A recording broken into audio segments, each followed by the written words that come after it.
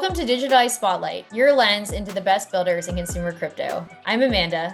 And I'm Winnie. On this series, we explore some of the latest trends emerging in consumer crypto and chat with those building at the forefront. On this episode, we dig into the growing gaming ecosystem on Base. We chat with Daryl and Viktoriya, co-founders of NPC Labs, core contributors to B3, the first horizontally scaled hyper-operable gaming ecosystem. Since launching on Mainnet in February, B3's ecosystem has onboarded around 6 million wallets and over 100 games. Hey,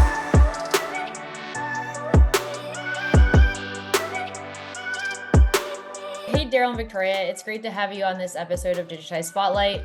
It's been a whirlwind of a year. In April of last year, you founded B3.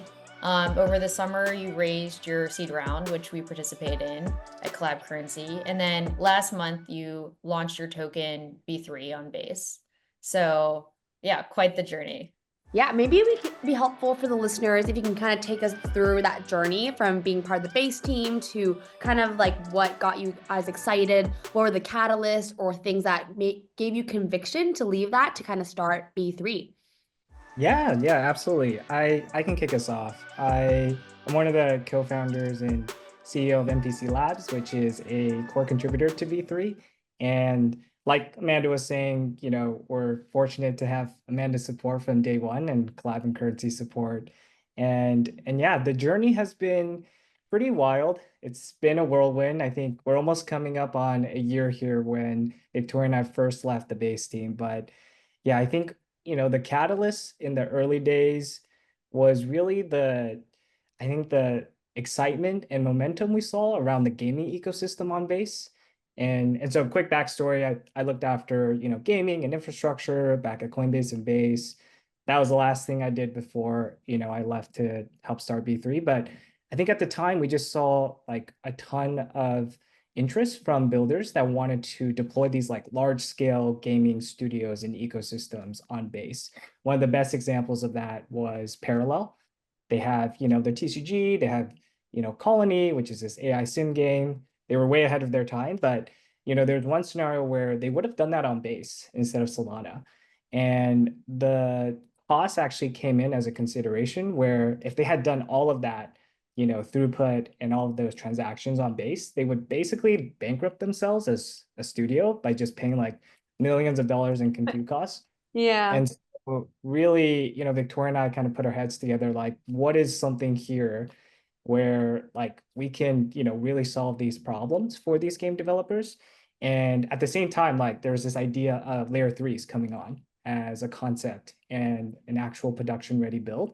And so we said, hey, why don't we, launch a layer three on Base?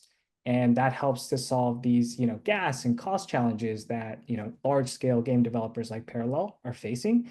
And then at the same time, we can launch it as a new ecosystem that's gaming first, right? It's built, by gamers, for gamers, and it really provides that publisher-like support. So that was the original vision of what we were trying to build. And yeah, like fast forward a year, like Amanda was mentioning, we have mainnet that's up and running, have a token live, pretty, enthusiastic community that's behind kind of everything that we're doing. We have about 6 million wallets, 100 games that are deployed, and we're also expanding into this new, update to our roadmap, which is like launching these game chains, empowering them for, other studios in our ecosystem. But yeah, that's, long story short of kind of where we came from and, how we got here. What's like the quick one-liner for game developers who are deciding what chain to kind of build on that you guys tell them for like why build on B3? Like what do you intimately understand about kind of what they need that they're like, aha, this is like the right answer for me, and that they can't actually do on, Base, the L2 itself or Solana right now? Yeah. I would say it's, a very, very like cheap, very frictionless user experience for folks that want to build on-chain, right? I think the core problem that we're solving for is if you're a gamer, right, and you're coming to play an on-chain game, you shouldn't even know it's an on-chain game or a crypto game. It should just look and feel as if it was a regular traditional game. It's just like how mobile gaming faced the same problem back in the day. Everyone was like hating against mobile gaming because they thought it wasn't, legitimate. It was like a friction-filled user experience. But I think we're just in the early days of that, where like from an infrastructure perspective, we're going to be solving for that. And very shortly here, people are just going to be playing games like they always would, but earning crypto, right? And earning some form of reward in the process, which I feel like is a best of both worlds. And building on that, and I know you talked to a bunch of game developers coming from like traditional gaming backgrounds who don't have as much understanding of crypto. Like, what is it that is exciting people about bringing their games on chain? And like, what are sort of the incentives that crypto is offering? Yeah, I Yeah, know Victoria speaks to a ton of folks, so I think we both do. It's really interesting. It's fascinating when you speak to the Web2 game studios and specifically indie game studios who are really passionate about what they're doing. And their biggest problem is they just can't get funded. When you look at the Web2 gaming space right now, you have big publishers, there's a handful of them, and they decide what we play as users and what gets published on the game studio and game development side of things. And so, to them, because they've monopolized in a way where they're large, they know what sells, they know what's going to hit, they continuously just put out remakes and sequels. And so if you have, The Last of Us season 2 coming out on HBO, probably makes sense from like a bottom line perspective to put out remake number 8 of The Last of Us because it's going to sell, there's marketing behind it. And so instead of funding like a Minecraft, an indie studio taking a chance, taking a bet on somebody that's building something novel, something new, they focus on a tried and true game that's going to make them a lot of profit, that's going to make their shareholders happy. And so this is really where on-chain gaming and blockchain comes in. We're able to talk to these indie game studios, these folks that have something really new, something that they're passionate about, that they're building and excited for. And they want to put it out into the world, but they just don't have the funding and they can't get funded by trad like Web2 publishers. And they see blockchain and on-chain gaming and bringing that into this world as a way to get the users to decide on what gets published. And so you bring the community together, you allow the community to fund this game, and then it becomes the next big thing. And you feel like you were a part of that process. And so when Daryl and I speak to some of these studios, that's one of the most exciting things. It's this freedom that they're able to get to put something unique and incredible out into the world, but not be beholden to what Web2 publishers need from like meeting specific metrics or onboarding a specific amount of users or selling a specific amount in order to continue development on the game and in order not to have it be taken down from like the Steam or the PlayStation Store. So I think that's really been resonating with some of the big studios. That's interesting in terms of the funding that people, I guess, are seeing around blockchain gaming. I mean, I haven't seen stats, but I think probably like funding from VCs for crypto games has gone down. So yeah, I guess what is it specifically? Like, is there a certain mechanism that they're using to reach their community? Is it like if you have a token, you can use the treasury? Like, what exactly is the crypto funding mechanism here? Yeah, there's a myriad of ways that a crypto project can get funded. So you can work with a chain to be your publisher. I think chains and ecosystems are now the new publishers within this space, and that's what we want to be at B3. We want to provide the tech and the infra that game developers need in order to succeed.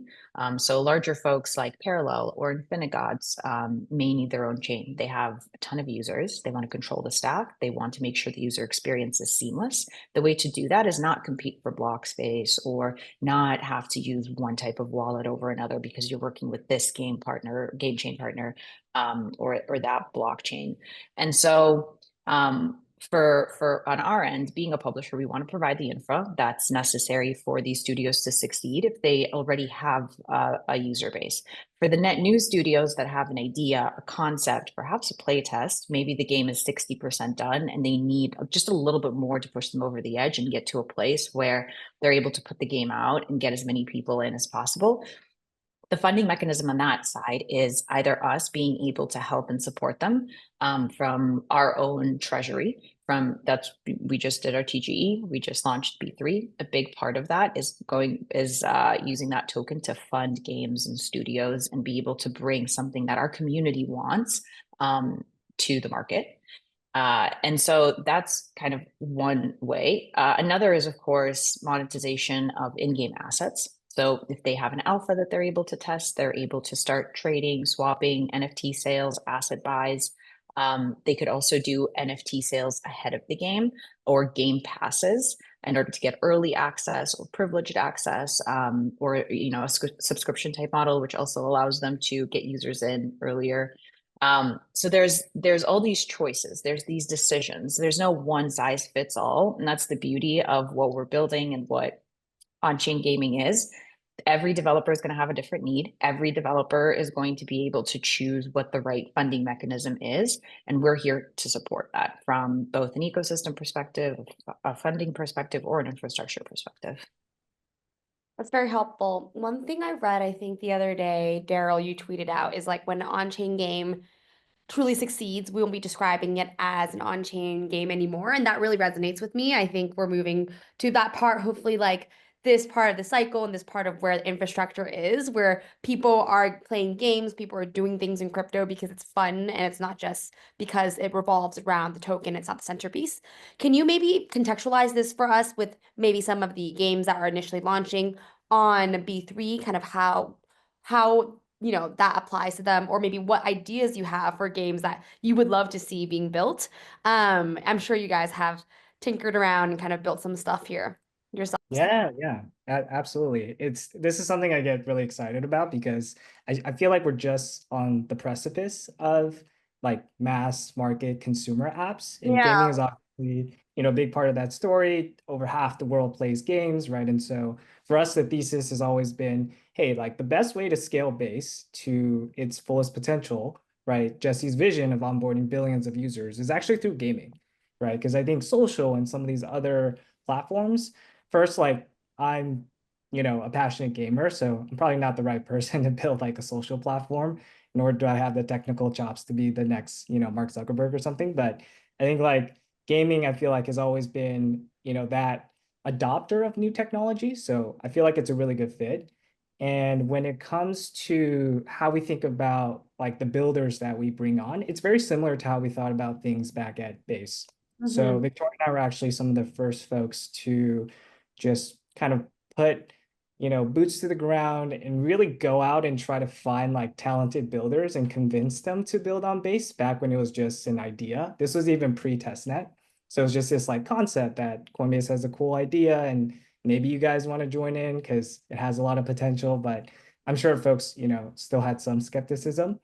But I think we take the same approach here where like we are trying to work with the most talented, the most ambitious game builders out there. And crypto really is like a tool that they can use. It could be a fundraising tool. It could be a technological tool, right? But it's a tool for them to like put this game out into the market and into the ecosystem. So I think one of the best examples of, an amazing game builder that we have the honor of working with is the studio from Super Gaming, or a studio called Super Gaming from India. And they've had, decades of game building experience. They built games with, 20 million plus users. And I think their newest title is what, we're super excited by, which is this Fortnite of India play. And, the game itself just plays like any, shooter that's out there. But I think the monetization and the secondary marketplace of what they're able to put on chain, right, give users almost like that DeFi experience of like swapping items back and forth, right? And for them, it's an opportunity to bring kind of that marketplace to a global stage versus it being isolated in just like the India market if they go with like traditional payment and traditional monetization methods. So I think that's something we're really excited about. And that's just the tip of the iceberg. There's a ton more builders that we're working with that have the same mindset of like, okay, traditional gaming is kind of broken, never really going to get, this game funded or scaled if I go through traditional channels, but like crypto represents something new and a way to bring, my idea to life of like bringing and onboarding all of these, millions of gamers to play. One thing you mentioned is like kind of the infrastructure is there, and it feels like a good time this year to launch kind of B3 and all these. Feels like a good time to like build on-chain game. What do you think are some like myths of Web3 gaming that you know, people kind of been talking about in the past few cycles that you just want to debunk, you don't think is true? What are some like things that have been said a lot? Like for so long, people were like, you can have an NFT of like a car and you can bring it to a different game. And like, right, like that was a common, like, I don't know if a myth is the right word, but like a common thesis that a lot of people had about Web3 gaming. As someone who spends a lot more time with these newer games, what do you think are the myths? Yeah, I mean, when you were talking about that, I feel like that's the first one that comes to mind. Yeah. I I just have such a problem with it. Like, Yes, if these people knew anything about building games, you would know you literally. can't take, weapon from Call of Duty Yeah. and get playable in, Valorant, right? Or Yeah. another shooter that's out there. There's so many things to consider. Physics, right? Attributes, whether it's on the same game engine or not. And so that one, yeah, I think everyone building a Volunteer. crypto game, Yes. We need yeah, to stop saying that. But that was like yeah. the common thing that people always, you know, touted for Web3 gaming. Yeah, yeah. That one needs to go. But I will say there is a version of that I think that, is coming to life that I think is a bit more practical and realistic. So Victoria and I are again fortunate to know the amazing builders at Parallel Studios.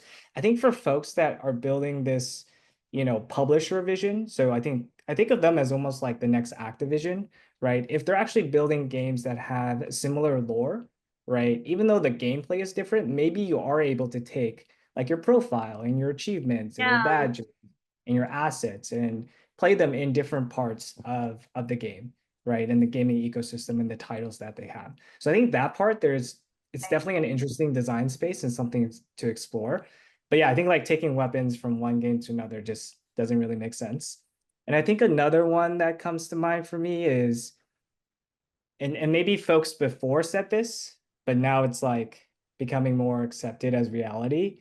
I think a lot of folks were against the idea of tokens in games, and they thought, hey, like there really isn't a need to tokenize everything. Hmm. But I think like the macro trend now is showing us that like there is, I think, an opportunity to, tokenize many things. It could be meme coins, it could be what Zora's doing, right? With posts, could be Grok and all these AI agents and, large language models monetizing through tokens. And so I think like tokenization is the future. You don't necessarily need to tokenize everything within the game, but I think if you tokenize like a gaming title or, gaming studio or platform, like it's an interesting way to represent the value of that on chain. And I'm thinking purely from like a trader perspective. And so that one I feel like, we're going towards the direction of like, yes, let's do it instead of, no, it's not a thing. I think one other, Daryl, as you were talking about that, one other one that comes to mind that I always just think is very, very silly, is when people are like, well, if you're building a game and you want it to be an on-chain game, everything has to be on chain. Every Yeah. action, every shot, everything has to be on chain. And I think that's such a funny, like, who made that rule? Who decided that's the rule? Yeah. Who's the arbiter here that's like, this is an on-chain game because everything's on chain? And if just the leaderboard or just the assets or just some of the gameplay is, no, no, no, like you don't fit into the on-chain game category. You can't be a part of this cool kids club. So that's another one where I think oftentimes we get the question of like, well, what qualifies it as an on-chain game versus, a Web2 game? And it's like a game is a game and blockchain is a technology that you can use. And whatever, piece of gameplay, whatever the action is that you need to use blockchain technology for, like that's what you use it for. And sometimes within like crypto, we have a solution, but we don't necessarily have a problem. And so we try to like find that problem to like pigeonhole that solution into. Gaming is one of those where like the possibilities are endless in terms of what you could and couldn't use the technology for. And so it's very, I think it's very funny when people are like, well, it has to all be on chain, otherwise it's not really an on chain game. And it's like, who decided that? That's another favorite of mine. Yeah, no, there's definitely some good ones. Like I'm going back to like, I don't know, the 2021, 2022 like theses around Web3 gaming. Yeah, so one thing that you pointed out is you're working with Parallel and Super Gaming, but they're also actually building L3 chains on you. And so either games can launch their own game chain, or they can launch their game as part of B3 directly. Can you explain like how this is structured, why a team would want to launch on B3 versus launch a game chain on B3? Yeah, I could touch on the game chain piece first, and then maybe Victoria can touch on the B3 mainnet piece. But I think when it comes to game chains, taking a quick step back, like we actually are at the point in the industry where there are studios of Parallel's caliber and size and scope that want to bring, their user base and their gameplay and their audience and community on chain. And I think the problem, as we found out, even in the early days of Base, if they do that all on Base or another L1, God forbid, like Ethereum, right? Like if they do it all on one single chain, right? The cost itself is going to be tremendous and a burden to the studio because they're sharing block space, right? With a ton of other, higher value transactions, let's call it that, right? Because these DeFi transactions, folks will pay priority fees to skip the line, right? And really gaming just can't compete with that. So I think we're moving very quickly, the overall industry is moving very quickly to a world where a lot of that and a lot of these, larger studios and larger applications will have their own chain. So they own their own block space. And so for us, it's happening in gaming as well, where we have Parallel, Super Gaming, Infinigods, a lot of these folks that are building game chains on our network. And I think the concept itself isn't necessarily that new, where you have games running their own chains. You have AVAX who, to their credit, are the pioneers of this. But I think one problem that we saw in this ecosystem is, it's interesting in that, there is the idea of interoperability. So if you have, let's say, game A that's really, really large, they have a large user base, and a new game that comes in and deploys and, wants to kind of grow their ecosystem, is there like the opportunity for these games to actually work together, these game chains, right? And I think technical interoperability may be there, but I would venture to say that there's actually no economic incentive for these folks to actually work together. Like Game Chain A, which is established, they're not going to go out of their way to send users over to this new upstart chain, right? That may be their competitor. And so for us, one of the core features of what we're calling this open gaming ecosystem with all of these game chains is the idea of shared incentives and users. And so if Parallel has a chain and Infinigods has another, chain, game chain B, let's call it that. If a user goes from goes from Parallel to Infinigods and, buys an NFT on chain or does a swap and generates kind of revenue, then 30% of that revenue will go back to game chain A, so Parallel as the referring developer. And so that way, like, this idea of interoperability is actually happening where these chains and these users are actually, cross-pollinating and going to use and play each other's games. So I think that's been the really exciting part for someone joining to build chains with us, because again, they can participate in this open gaming ecosystem and benefit all together. The BSMT basement, how do you guys pronounce it? .fun? Is that basement? Yeah, okay. It served as the gateway to the B3 ecosystem, where I think players can kind of access different chains with a single login.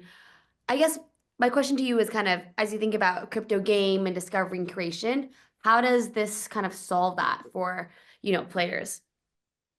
Yeah, happy to touch on basement. And for context, it's called basement because you play video games in your basement. So we're like basement fun. I was like, yes, and as I said that, I was like, yeah. wow. Like, I oh, sound like basement. a loser. No, Winnie, never. So when we first started building B3 and just the entire ecosystem, one thing that was a problem that nobody was really solving, because it's not a sexy problem to solve and there's no money to be made in it. It's that there's no single discovery surface for all the on-chain games available to a user across every single chain. So what are the games on Optimism? What are all the games on Base? What are all the games on Solana? As a user, you don't really know where to go and where to find those games.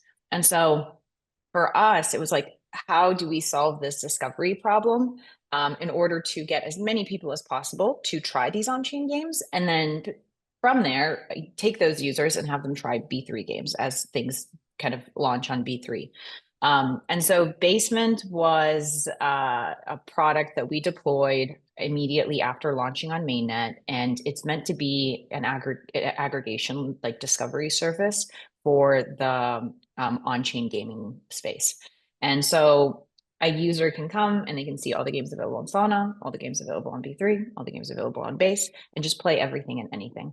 And it's really a part of this collaboration over competition mindset that we have, that we kind of had at Base while we were building Base. We want to bring everybody in. Base is for everyone. And similarly, in the gaming space, for us to compete with Avalanche or Immutable or Ronin, it's kind of funny. There's only like maybe 100,000 players right now. We should all be working together to bring more players in and to get more games in.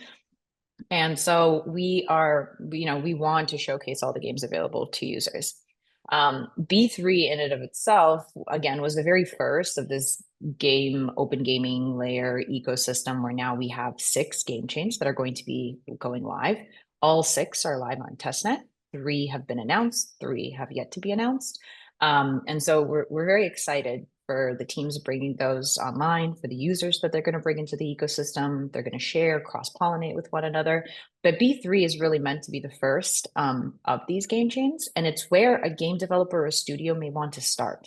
If they're net new, they don't have users, they can come and deploy on B3. They'll be shown on BSMNT.fun, and they'll be able to get the users they need in order to grow. And when they get to scale, they then can upgrade to having their own game chain, having their own staff, making those decisions and owning the infrastructure. And so for us, Basement was always kind of just something that had to be there and had to be in place in order for us to achieve our vision. And it's kind of funny because generally teams, focus on just the infrastructure or just the product, right? Like OpenSea isn't also building out infrastructure in it, right? They just built a product and they focus on the user acquisition, kind of growing that product. We felt that in order to do this in the right way and to really be able to achieve our vision, we have to have a service and we have to have the infrastructure. And so the two really go hand in hand and help us achieve that collaboration over competition approach where we can work with every ecosystem, not be competitive to it and just share users, even if, we're not pumping vanity metrics or boosting TVL on B3 or whatever it is. It's just better for the ecosystem in general, for us all to work together. Yeah, no, completely. And I think that's what's awesome about having both the game chains and being able to publish directly in B3, and you're building this massive gaming ecosystem. One question I have, and I think this is probably pretty top of mind, is as we've built all this infrastructure out, I think people are looking for a killer app, and I don't know what it's been necessarily other than maybe meme coins or maybe something in stable coins. So is there a killer game that you think will bring mass adoption? Are there certain categories or geographies that this might exist in? Yeah, great question. So I mean, I'm going to be a little biased here and say, all of these game chain partners, we did a pretty, rigorous process of, choosing and figuring out who we could work with and who we could really put our community and some of our, marketing and some of our, resources behind. And so so some of the games aren't live yet, but I'm really bullish on all of them, I'm going to say. Daryl, Because the political answer, not choosing a favorite child. yeah, too many, as you grow out the ecosystem. But I think it's just interesting how I think our industry defines what a, killer app or mass market hit could be, because I feel like in some ways we found that here and there, but because of how volatile crypto is, right? Like the user numbers aren't really sustainable. And so you often see this big spike. You could argue that Axie was that back in the day, right? They had 2 million DAUs at one point in time, probably one of the highest revenue generating games in, all of gaming, not just crypto. And people think of it as a flash in the pan now, right? Because retention, died off and user numbers are dwindling these days. But I would say the reason I'm still bullish on games is it's one of the few, consumer sectors where retention is super, super top of mind, I think, for the game developer. Because if the gamer doesn't come in and play for a certain amount of time, then your app is pretty much dead in the water, and it means you didn't have a fun game, right? So I think all of the game builders we were working with this cycle come from decades of experience building games, but But not only that, they're actually bullish on crypto and aren't going to do like a cosmetic integration of crypto and just do like the surface level stuff. They're going deep. And they're building chains themselves, which is like pretty much as deep as you can get, right? And so if just one of their titles, takes off like it did in Web2, like we will have that mass market hit Yeah. because it's tens of millions of players. I love that. I guess to close this out, let's do a few rapid fire questions. Favorite game growing up? Ooh, for me, it has to be Diablo 2. For me, it has to be BioShock. Cool. If you had to win a gaming competition, what would it be? Would it be the same ones you guys just mentioned? Oh man, I feel like people don't really compete in Diablo, but I would say like later on in my life, I played a lot of sports games. So I feel like in one world, I'm usually pretty trash and terrible at all games, but the one I was decent at is NBA 2K. So I feel like I could have gone semi-pro, so I would love to Pros, win some wow. trophy. Yeah, yeah. Victoria? Daryl, we can do that. That'll be the next thing we work on together, getting you to be a pro. So we were just recently this weekend at Parallel TCG tournament in Vegas. It was the first one ever. Would be pretty fun. Can I swear on that? It would be really cool to win that. Wow. Okay, you heard it here first. I will be your sponsor backer.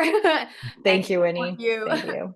What is your favorite non-digital game, like real life board game you play that's not related to, a computer or a digital device? Oh man, Crypto. I'm a big fan of Catan. Yeah, Okay. yeah. Crypto. Cool. Awesome. Well, Daryl and Viktoriya, it's been great to have you on Digitized Spotlight. Where can listeners find you and check out B3? Yeah, you can check us out both at, b3.fun or our Twitter. So, b3.fun. And then if you folks want to go to an easy site where all of the games are available, like Viktoriya was mentioning, you can go to BSMNT.fun. That's where you can check us out. Cool. Well, thanks for coming on the pod, guys. This was awesome. Amazing. Thanks so much for having us. Thanks for joining us as we chat with Daryl and Viktoriya. It's been exciting to learn more about B3's infrastructure stack, teams building in the ecosystem, and the state of Web3 gaming. Agreed. It's been awesome to learn more about B3's edge and crypto gaming. And follow us along to learn more about founders building at the intersection of consumer and crypto. Bye. Bye.